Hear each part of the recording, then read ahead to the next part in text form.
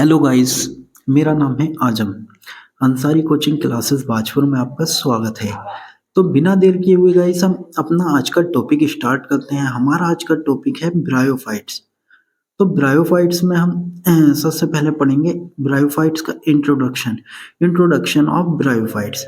The term bryophyta come from the Greek word. जो bryophyte term है, ये जो है ग्रीक भाषा से लिया गया है। ये ग्रीक भाषा का एक शब्द है जिसमें ब्रायोन का मीनिंग है मोस एंड फाइटोन का मीनिंग है प्लांट्स। और जो ब्रायोफाइट्स है is a group of simplest and primitive plants. Bryophyte जो है एक ग्रुप है साधारण और प्राइमरी जो पुराने टाइम में प्रिमिटिव प्लांट्स होते थे उनका। These plants occupy a position intermediate between thallophytes, algae and pteridophytes. ये जो प्लांट्स ये पाए जाते हैं, इनकी जो पोजीशन होती है ये मध्यांतर में पाए जाते हैं थैलोफाइट्स, एल्गी के एंड टेरिडोफाइट्स के। Bryophytes produce embryo. ब्रायोफाइट्स जो है उत्पन्न करते हैं भ्रूण को, बट लेग सीड्स, लेकिन इनमें जो होती है बीज की कमी होती है। एंड नो वेस्कुलर टिश्यू, और इनमें जो है संबंधी ऊतक नहीं होते। They are said to be the first land plant. जो ब्रायोफाइट्स है इसको कहा जाता है फर्स्ट लैंड प्लांट भी इसको कहा जाता है, और नॉन वेस्कुलर लैंड प्लांट यानी कि गैर संवहनी भूमिगत पौधा भी कहा जाता है इसको। Shivram Kashyap is known as the father of Indian bryology. जो शिवराम कश्यप हैं वो जाने जाते हैं फादर ऑफ इंडियन ब्रायोलॉजी के नाम से। अब हम इसका डिस्ट्रीब्यूशन पढ़ेंगे, यानी कि इसका वितरण के बारे में पढ़ेंगे। Bryophytes are represented by 960 genera and 24,000 species. Bryophytes को जो है रिप्रेजेंटेड किया जाता है, यानी कि दर्शाया जाता है 960 जेनेरा में एंड 24,000 जातियों में। They are cosmopolitan in distribution and are found growing both in the temperate less grain and tropical region more rain in the world. जो ब्रायोफाइट्स है वो पाया जाता है, ग्रो करता है दोनों स्थानों पर। टेम्परेट यानी कि जहाँ पर क्या होता है लेस इन रेन, यानी कि कम मात्रा में वर्षा होती है। And tropical region, tropical means उष्ण कटिबंधीय क्षेत्र, जहाँ पर क्या होती है अधिक मात्रा में वर्षा होती है। तो ब्रायोफाइट्स जो है टेम्परेट एरियाज में और ट्रॉपिकल रीजन एरियाज में पाया जाता है संसार में। In India, bryophytes are quite abundant in both Nilgiri hills and Himalayas. India में जो ब्रायोफाइट्स है वो काफ़ी प्रचुर मात्रा में पाया जाता है दोनों जगह, नीलगिरी हिल्स में और हिमालयाज में। Kullu Manali, Shimla, Darjeeling are some of the hill region. Kullu Manali, Shimla, Darjeeling ये क्या है, कुछ हिल रीजन है। Which also have a luxuriant growth of bryophytes.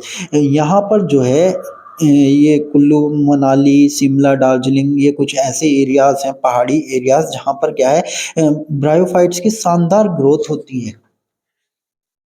A few species of bryophytes. Bryophytes की कुछ स्पीसीज यानी कि कुछ जातियां हैं, जैसे मार्केंसिया, Riccia and Funaria.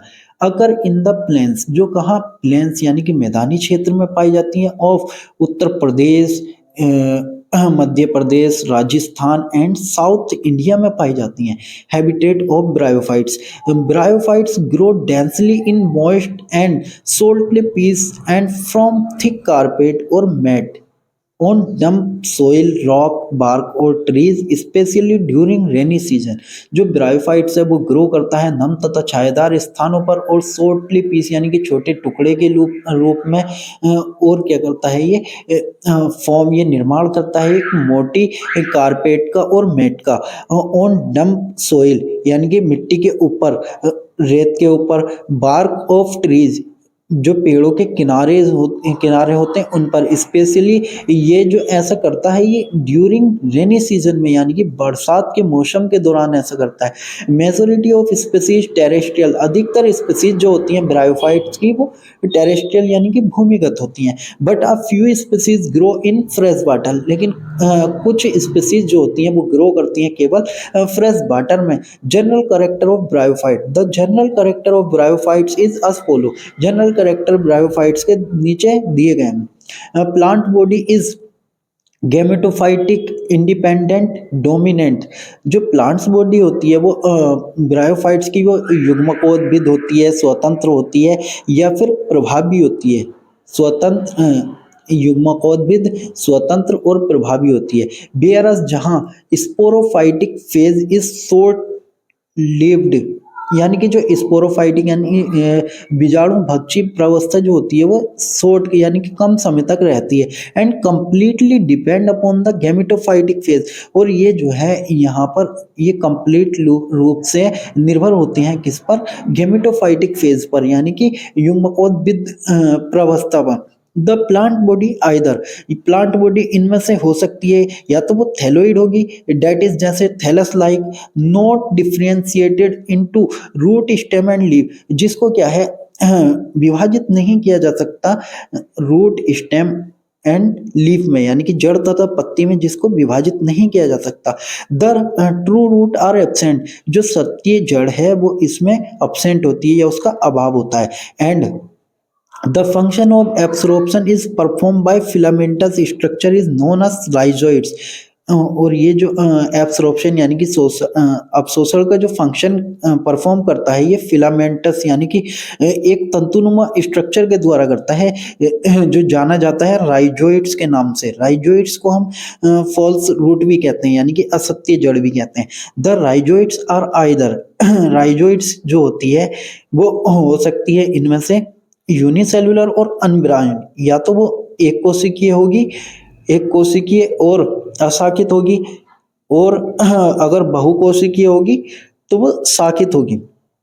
The plant body is composed of parenchymatous tissue, और जो प्लांट बॉडी होती है वो बनी होती है पैरेनकाइमेटस टिश्यू से, जो कंटिन्यूसली लगातार डिवाइड होती है। Only and lack fully differentiated xylem and phloem character of true vascular plant. ये जो है कि डिवाइड होती है लगातार, केवल निरंतर होते हैं तथा वास्तविक पौधों के पूर्णतः विभेदित जाइलम और फ्लोएम लक्षणों का इनमें क्या होता है, अभाव होता है। Characters of true vascular plants, यानी कि इनमें क्या होता है, जो जाइलम और फ्लोएम के वास्तविक पौधे के पूर्णतः विभेदित जाइलम और फ्लोएम लक्षणों का अभाव होता है। They reproduce by vegetative and sexual method, और ये जो है जनन जो होता है इनमें या तो वनस्पति जनन होता है वनस्पति मेथड से, या फिर लैंगिक मेथड से जनन करते हैं। Vegetative reproduction take place by death and decaying of older part of the plant thallus. जब वेजिटेटिव रिप्रोडक्शन होता है यानी कि जब वनस्पति जनन के दौरान क्या होता है, जब होता है वनस्पति जनन तो उसमें क्या होते हैं, डेथ एंड डिकेइंग, जो ओल्डर पार्ट्स होते हैं प्लांट्स के वो नष्ट हो जाते हैं या क्षतिग्रस्त हो जाते हैं। Of the plant thallus, plant के थैलस से, बाय एडवेंटियस ब्रांचेस, अपस्थानिक शाखाओं से और स्पेशल स्ट्रक्चर से, लाइक ट्यूबरस गेमी ईटीसी, जैसे ट्यूबरस जैसे कंद होते हैं, गेमी जैसे गेमिक कैप होती है। Sexual reproduction is oogamous types, और इसमें जो सेक्सुअल रिप्रोडक्शन होता है वो ऐसा oogamous टाइप्स का होता है। The sex organ are multicellular and considerable more complicated than those of the thallophyte। जो सेक्स ऑर्गन होते हैं इसमें वो मल्टी सेलुलर होते हैं यानी कि बहुकोशिकीय और considerable more complicated than those the thallophyte, और थैलोफाइट्स की तुलना में क्या होते हैं, काफी जटिल होते हैं, अधिक जटिल होते हैं। The male sex organ is known as antheridia, जो मेल सेक्स ऑर्गन है वो जाना जाता है एंथ्रीडिया के नाम से। आर स्टॉल्क ग्लोब्यूल्स और सम बट इलिप्टिकल, जो होता है कैसा, डंठल नुमा, गोलाकार और समबट इलिप्टिकल, और कुछ हद तक जो होता है ये इलिप्टिकल मीन्स अंडाकार। They have an outer sterile non fertile thick jacket, और इसके आउटर में क्या होती है, एक नॉन फर्टाइल जैकेट होती है, स्टेराइल जैकेट होती है, जो कैसी होती है, सिंगल सेल यानी कि एक कोशिका की बनी होती है, which surrounds a solid mass of fertile cell called androcytes, जहाँ पर इसके चारों ओर क्या होता है, सॉलिड मॉस यानी कि एक ठोस द्रव्यमान से घिरा घिरा होता है, और इसके चारों ओर एक सॉलिड द्रव्यमान होता है कि फर्टाइल सेल होती है, जो क्या कहलाई जाती है, हमारी एंड्रोसाइट्स।